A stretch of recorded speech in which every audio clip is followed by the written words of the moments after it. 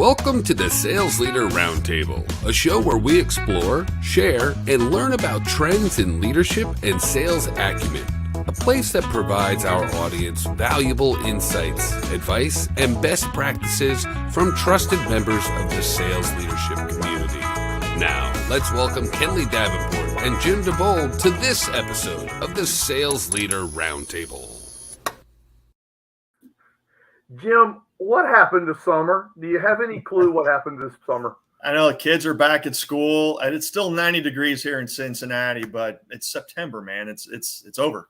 I know, and here we are almost done with third quarter. And if you're a sales organization anywhere in the world, or a CEO or a leader anywhere, you're starting to worry about the end of the year at this point, right? And for a lot of businesses, now's the time, right? And they're spending countless hours on next year's budget already. Amazing. Well, so good to see you and good to be back with you here on the Sales Leader Roundtable TV and radio broadcast. Yes, sir. I agree. You know, Jim, we've been so blessed to be working with Dr. Jacqueline and U.S. Global TV and Radio Network to have this time slot. And boy, they just have an unbelievable amount of content that's sort of good for all types of audiences. So I want to encourage our audience to check out USA Global TV and Radio because it's just so many good content things that they can pick up on and learn from and that type of thing. So I know that we've enjoyed that a whole lot. Oh, 100%. And this has been fun because it's something that neither of us have ever done. And to your point, there's so much content out there. It's almost like once you're in, you utilize it to the best of your ability because there's tons of valuable information. You're absolutely right, Jim. And, you know, we ought to, before we get started in today's broadcast and bring out our guest that I'm so excited about, let me take a minute just to remind everybody about what we're all about at the Sales Leader Roundtable. You know, we're a show that likes to explore topics of leadership and sales acumen with some of the leading thought leaders in our space. And our goal is to bring our audience practical information that allows them to immediately grow their teams and their own leadership style and skill set. So, again, today's show is going to be no different. We have an unbelievable speaker, Jim, who we have actually had a chance to already see at our Sales Leader Roundtable cohort. And boy, he got the audience thinking, didn't he? Oh, 100%. And that's what's awesome about what we do. We have these two different platforms, the cohort platform and this TV show platform, that we can take this information and get it to as many people as possible. Absolutely. Well, today's topic is 0-point selling, a data-driven approach to marketing and sales. Why don't you tell us a little bit about who's getting ready to join us, and let's get Mark in the conversation. Yeah, happy to, KENDLEY, and I appreciate that. Mark's actually a friend. I met him over 3 years ago when I started my practice as a coach. And Mark, as everyone will learn, is a very forward-thinking and people-oriented business solutions architect, and he's also an author. Mark's colleagues and clients appreciate his motivational attitude, very motivational, his accountability, and his focus on process to get work done faster. What you'll hear in his story is that his career proves that personal optimism, professional empathy, and a willingness to collaborate is a recipe everyone can use to attain more. So without further ado, let's bring Mark into the conversation. Hey, Mark, welcome to the show, my friend. Thank you. I appreciate you guys having me. Thanks for the invitation. Absolutely. Well, we really appreciate having you. You know, one of the things that I know Jim was talking about meeting you several years ago, I got the chance to do so. And ever since that meeting, Mark, I've always followed you on YouTube and followed you on LinkedIn. You really are a very forward thinker about things. And what I think is interesting is that once we get deep into the topic, it really is fundamental and basic in a lot of ways, right? It really is taking some of the craziness out of it a little bit and being just really super hyper focused on what really works and how to really engage and interact with people. So, Jim, why don't we just dive into this topic of 0-point selling? No, absolutely, KENDLEY. And Mark, I do think it's important you share just a little bit of your story because your background versus where you are today it's awesome in that, hey, I realized something and I can help people get better because of what I learned the hard way myself. Mm-hmm. So, but I want to start us off with, you use this awesome term that all businesses are uniquely similar. So two words that seem at odds with each other, So please educate us a little more on what you mean by that. So over the course of my career, and not always as a consultant, not always with my own agency, I started to notice that every time I'd go to a new business of some kind, there was this figuring it out period that seemed to happen. And what I kind of distilled everything down to was every business markets, every business sells, and every business offers a product or service. So it doesn't really matter if you're a nonprofit, if you're a masseuse, if you're making widgets and manufacturing, it's all really, really similar at the end point. The trick to it is understanding who your audience is and then having a decent process that is sequential and logical for both the internal perspective and then ultimately the potential customer perspective. From that, we just kind of grew that perspective. Kenley, you said, it's pretty fundamental what we get into. It seems complicated on the surface with really big numbers, but in the end, it's how do you reach an audience? How do you get them familiar with the benefit you offer? And then how do you move them through a process that shows them how that benefit applies to their own perspective? B2C, B2B, doesn't matter. It's all the same. I really love that definition. So what's interesting for me, like you, I get to meet, and Kenley, get to meet all different kinds of people and see if you've heard this one before. You don't understand. Our business is different. Constantly. And when they tell me that, I'm like, I know your business is different because this guy's an HVAC person and you take care of chimneys. Mm-hmm. But you just said it perfectly. Everybody markets, everybody sells, everybody has internal challenges. So for you, when somebody says you don't understand, my business is different, how do you answer that? So you have to honor the uniqueness perspective, right? You don't want to undermine anyone's emphasis on what they've created. So we're really mindful of that approach. Like a lot of times I use this method, conflict for comments is the way we frame it. And the idea is to cause an argument almost about a challenge that's out there. So when somebody says to me, you can't understand my business because it's super unique, my question is, well, does it market? Do you guys sell stuff? Do you deliver something? And then once we level set things there, it begins to start to unfold to say there's processes and there's people within an organization, and your specific service or product might be a little bit different or might have a bigger process or a smaller process associated with it. As long as we can start to all speak the same language around the way a business organization works, you end up finding an endpoint with a lot of commonality. There's just some little details in between, meeting somebody and fully understand what their business does that you have to ferret out a little bit. Yeah, love it. Awesome.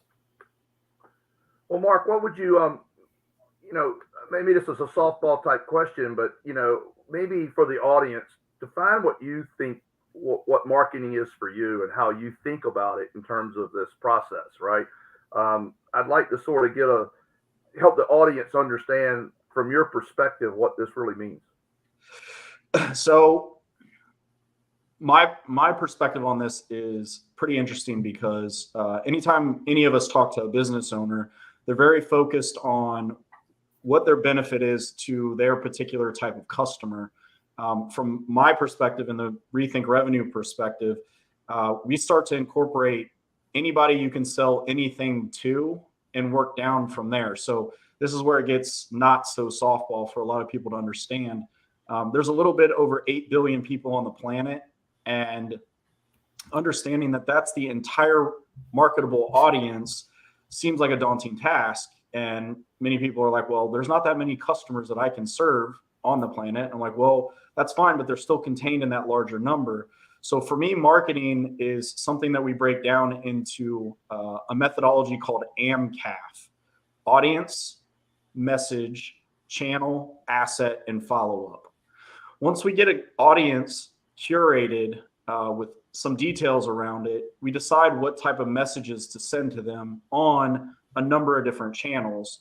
And I got a bunch of metrics around all the different channel types that are out there. You got Facebook, email, you have TV, You can do Instagram, TikTok. Any of those channels have a base membership associated with them, and they're all a subset of all the people on the planet. So when we open up the marketing conversation, we start to talk about who do you have as a definable audience and how do you get more of them. From there, it all cascades down to the message we send those individuals, the channels we're on, because there's rules associated with it, the assets we can put in front of them, and then ultimately how we can follow up. So those 5 points are fundamentally what marketing is. The tactics and strategies you use on each one of the platforms, and the messaging sets that resonate are all kind of like niche-y, but from that AMCAF model, that is marketing. That's the way it all starts. So something I appreciate there, Mark, and I didn't get a chance to tell you, thank you for validating something I've been saying for a long time, which is a lot of salespeople engage in a ton of marketing because stereotypically, since the dawn of time, I'm going to say, their responsibility has been to do a whole bunch of marketing. And then when they get the prospect, go into the sales pitch, if you will, to actually turn that prospect into a client. And I don't think a lot of leaders actually realize that they're requiring their sales team to do marketing tasks as opposed to just being a salesperson. You are going to be whipping up a bunch of controversy in this video. That's okay. This is a big one. So that conflict for comments perspective is always very interesting. And then this one also gets a lot of people for me. Cold calling is a element of marketing, not sales. That is a fundamental belief in my world. That thought process is this: if an organization isn't identifying your target for you with some details around it, you as a salesperson are doing outbound strategy to introduce yourself. Anytime you have to say, hi, I am from, and I do this at said company that does this, you're introducing an initial marketing message. That is not sales anything. There's no stage, there's no task associated with it. Salespeople traditionally run with a stage and task philosophy that is the pipeline. The pipeline should be broken up into sequential stages. Some people have 1, 2, 3 stages. Some people have very deep stage and tasking associated with their business, especially when it's a very large sale. The bigger the sale, I find, the more stages and tasks are involved in it. This commissioned salesperson that's supposed to go out and generate their own targets, get themselves identified as a potential benefit provider, and then move into, does that benefit work for you? That's a very, very large front office workflow. And organizations in the past haven't taken responsibility for identifying your market because it's been very hard to do. This is kind of the advent of CRM methodology. So previously, yesteryear's businesses that set sales records in the 80s had a bunch of salespeople that were doing a bunch of activity that didn't really have a lot of results. Now we've got a marketing philosophy with tons of people and tons of companies in databases that you can kind of point your salespeople at post the marketing activity, which would be the outreach around that AMCAF method. Your LinkedIn posts, your Facebook advertising, your TV, radio ads, all that information should be concatenated down into a database that a salesperson can see what kind of activity each individual has had with these marketing messages and then start from there. So great point, Jim. I love that conversation, and it adds a lot. There's a lot of stickiness around that topic. Absolutely. So then, since you answered the question about what you would define marketing as, and by the way, I always think it's funny that people always talk about it as sales and marketing, as if sales comes first. Really, it should be marketing and sales. 100%. But again, that's just me stirring the pot a little bit more. What would you define then as sales? What's that role supposed to look like? So there's a couple concepts we need to fit in here just a little bit before I get into that. There's something that's really important to point out here. The initial marketing to sales workflow is one thing. When you identify a fresh audience that doesn't have any idea about benefits that are featured for a business, you've got an initial process. This is your more or less what people call cold outreach, introducing a brand and a product to an audience that may have never even thought of what you do. Once you get through that initial marketing and warm them up a little bit, you end up in an area that has almost a project management philosophy associated with it.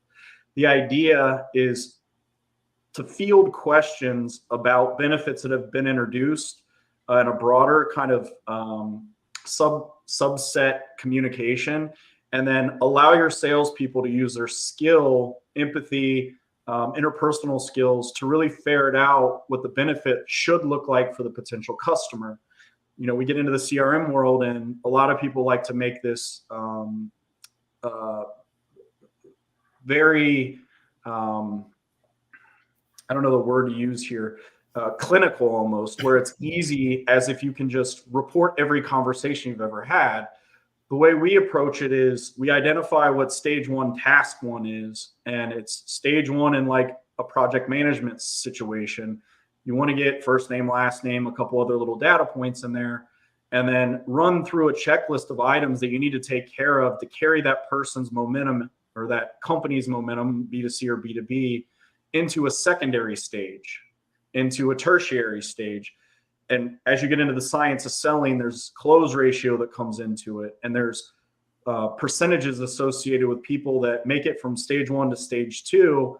All of a sudden, your close ratio starts to get a little bit better with each iterative step you take forward. So the way we like to view it is more of a project management philosophy with stages and tasks that you got to take care of, and making sure that your customer is coming along your selling journey, checking all those boxes off to introduce the end result. When a salesperson spins a proposal on someone and they sign on the line that's dotted, that really should be the precursor to the deliverable, right? You need the build to ship to address in there. Maybe if you run projects post a sale, the project team should be identified on your side and the customer's side.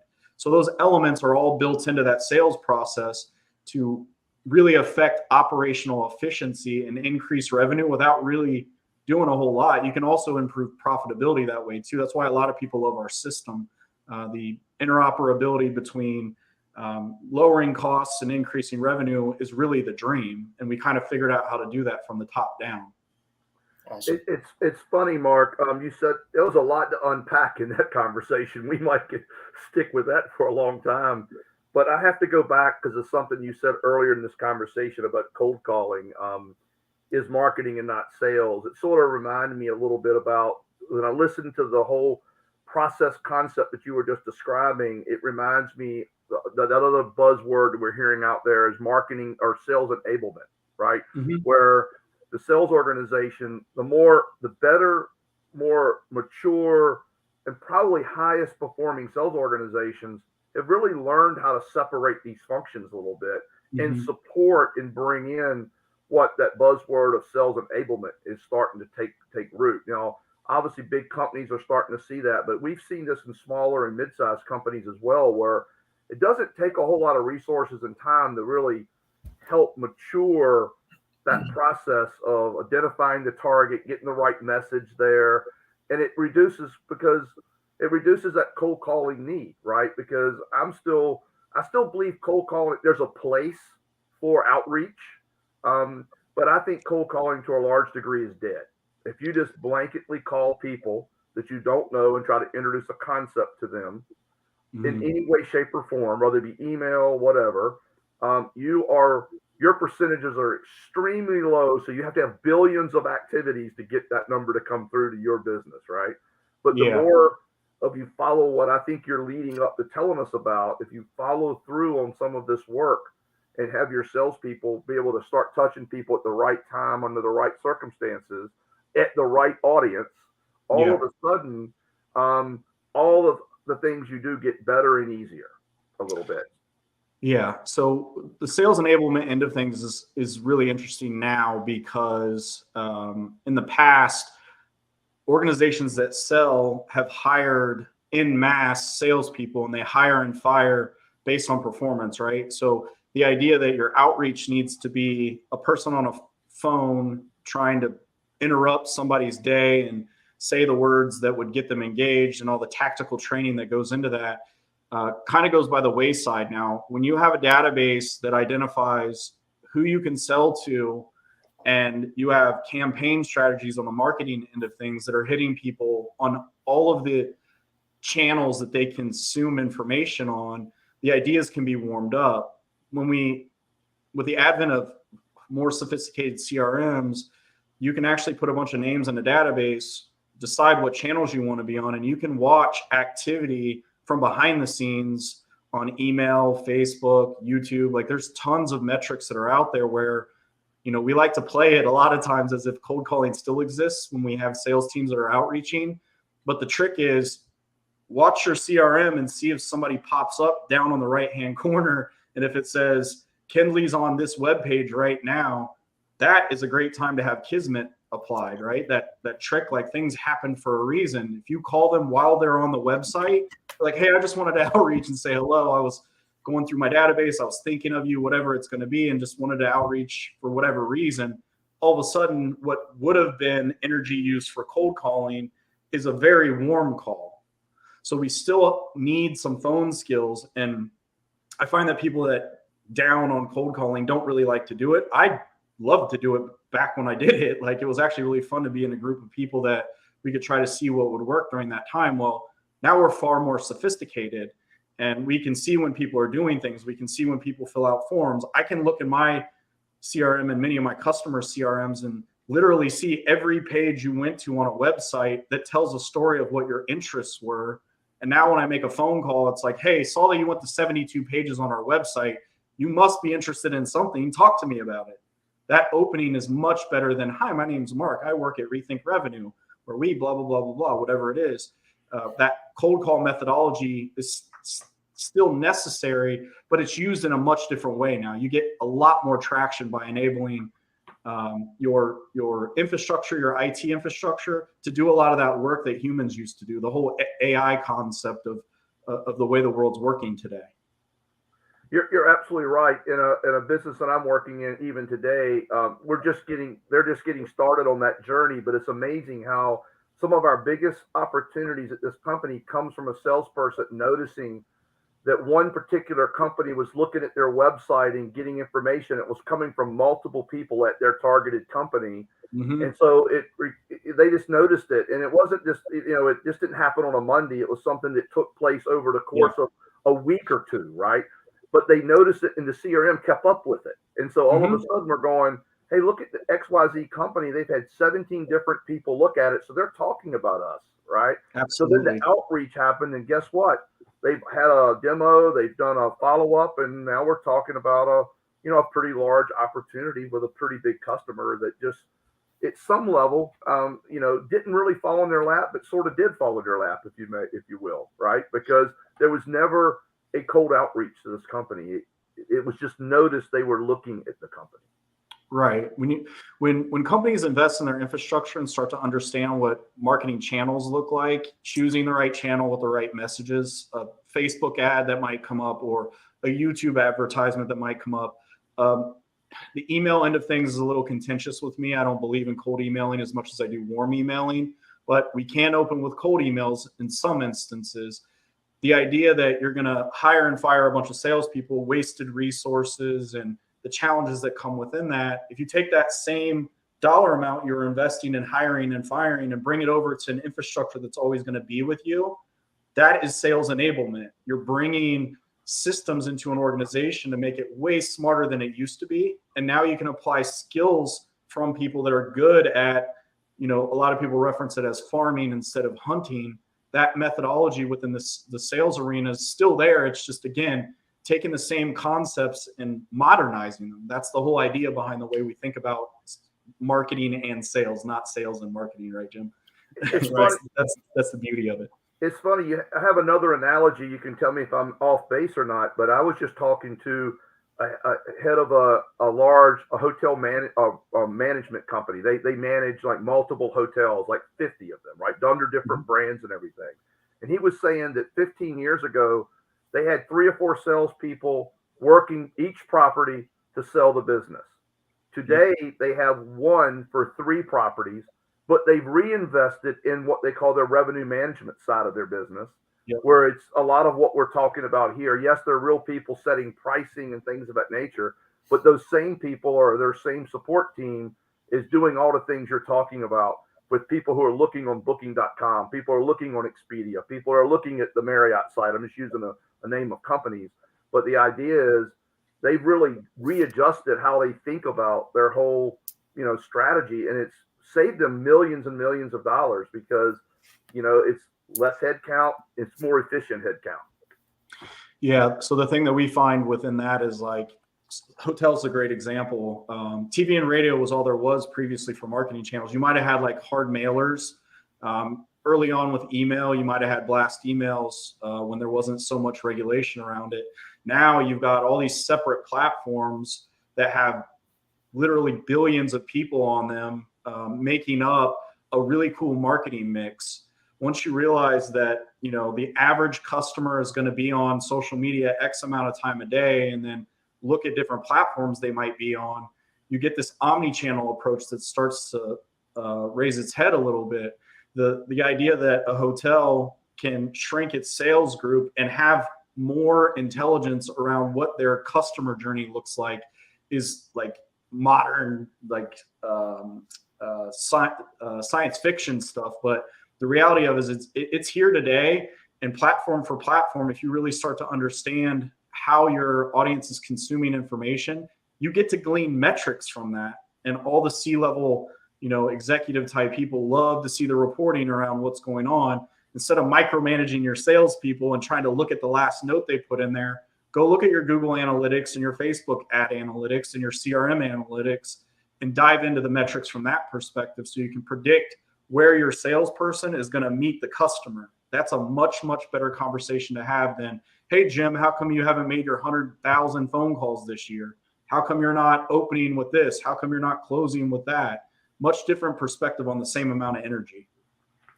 So you've used a 3-letter acronym that stands for salespeople don't want to do it because it takes me away from selling. But tell us the importance of leveraging a CRM, how it can truly revolutionize their business and make it better, not harder. Yeah. So the whole trick to this is CRM, is the bad word. The whole trick to it is the organization needs to take ownership of it before they assign activity to the people that participate in the software. My company, last time I checked, there was like 274 CRMs that we looked at, not counting the CRMs that are embedded in like larger softwares like ERPs or even LMS softwares. The idea that CRM has existed, but there's been a huge failure rate with implementation to the tune of 70% of CRM implementations fail. The business always wants to blame the CRM provider and the salespeople. The CRM provider wants to blame the salespeople. And in the end, what it is information in the system. So what we do is we look at things from more of an enterprise level, right? A larger business has better organization because there's more people to control things. And we've taken this from, $50 billion companies' best practices and distilled it down to even a solopreneur level based on the sophistication of the software. There's a number of different CRMs out there right now that are really good at containing information that you can access if you can get the data put in there. So the idea around a CRM is that you have your pre-sale information in there, first names, last names, companies, email addresses. This information is widely available. I will import thousands of targets for an organization before we even introduce the system to a sales group. The idea that I'm going to put your target accounts in there, and I'm going to put all the people that you need to reach out to over the course of the next 2 years. All of a sudden, these salespeople are like, wait a second, you mean I don't have to enter in first names and last names and put in email addresses and put in websites and do all that? Yeah, you don't have to do any of that anymore. The information is widely available. The trick to it now is have marketing get them excited about something that they're interested in, and then let your salespeople see the activity that's gone on from the marketing endeavor, hand off that baton in the relay race that is getting a sale, and move into what salespeople are good at, and that's talking to other humans, not accounting for the discussions that they had. Two different perspectives on things. So from our perspective, 160 some organizations have done business with us. All but 2 of them have set sales records within the first 2 years. And they have databases where, originally there was like 500 contacts in there and 200 companies. I just import, 3,000 contacts at 1,500 companies and let them take off with that. That organization taking ownership of filling a CRM with information first is a much different perspective than demanding your salespeople update all of these different elements that is the heavy lifting of CRM. A much different perspective on the way we think about that. That's great.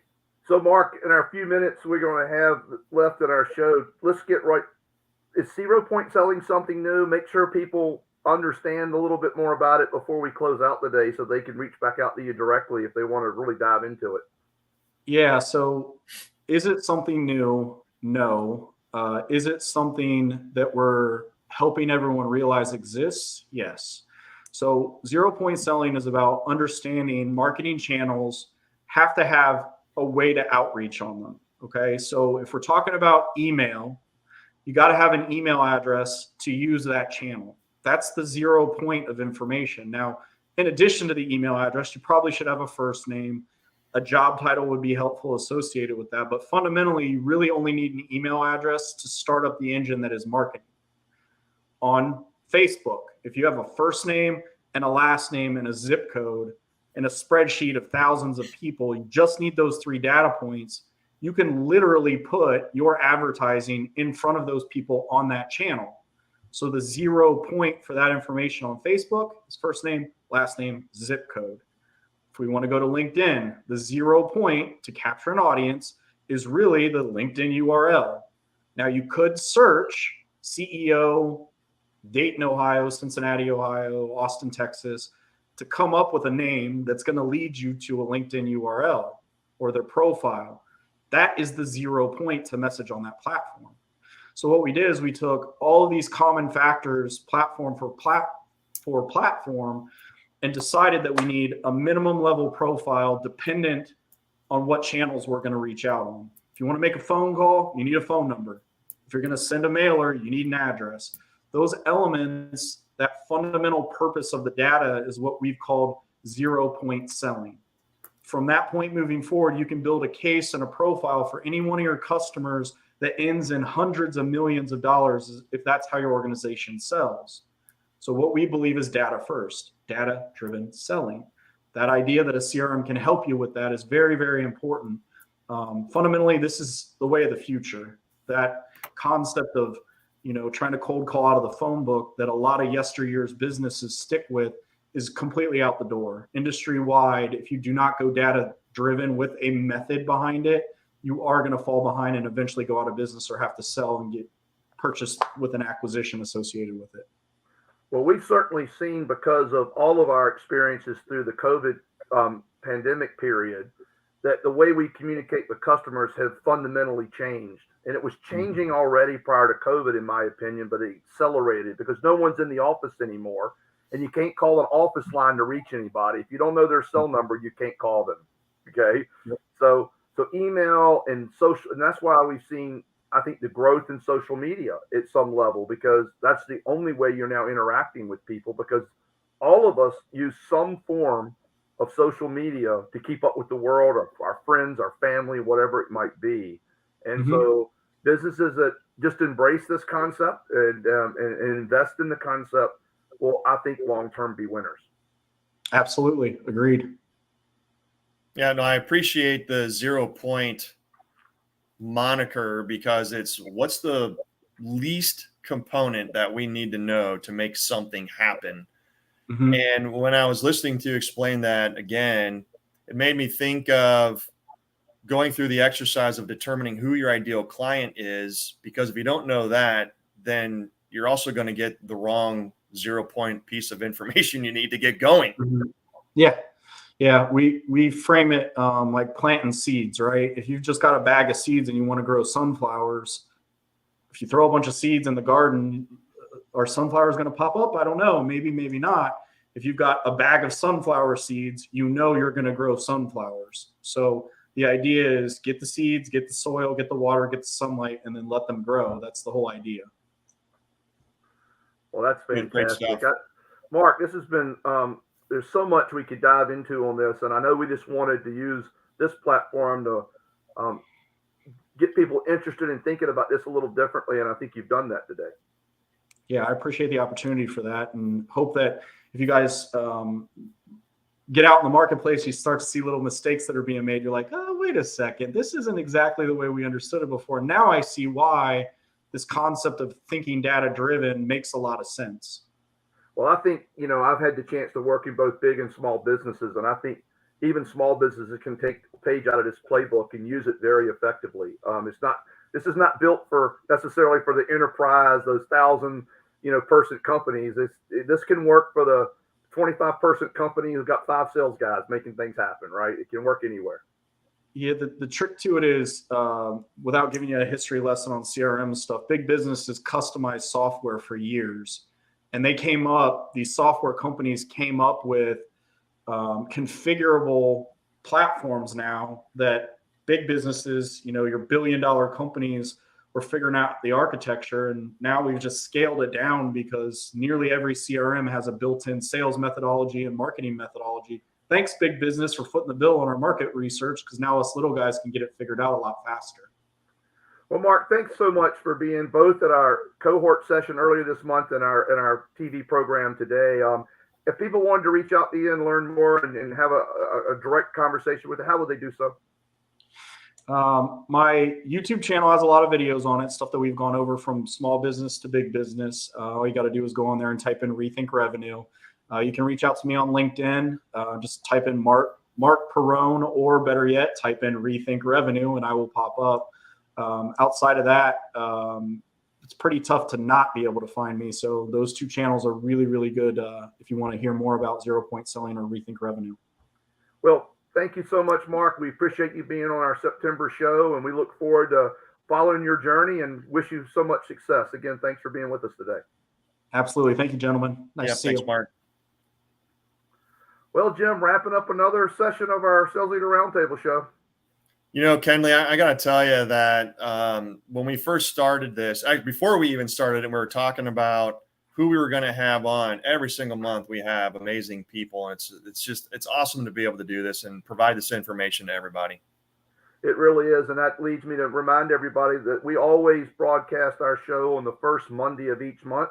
So that means our next show will be Monday, October the 2nd at 4 p.m. Eastern time. And obviously you can always go to Global USA TV and radio, our channels, our YouTube channels and stuff, and see our information. So I'm looking forward to an exciting show next month. We have another topic, sort of semi-related in terms of social media and how to really think about the use of social media as a platform, and more specifically, the CEO from Hypersocial. So we're looking forward to having him on next Love month. it. Awesome. Can't wait. Well, Jim, as always, go sell something, and let's close out quarter 3 really strong. Right on. Thanks, Kenley. Thank you for joining us today. You are now eligible to attend the peer-to-peer professional development network of the Sales Leader Roundtable. It is held on the 4th Wednesday of each month at 12 o'clock noon Eastern Standard Time. For an invitation, email us at info@salesleaderroundtable.com or visit us at www.salesleaderroundtable.com. Our next show is scheduled for the first Monday of each month. We hope you will join us again.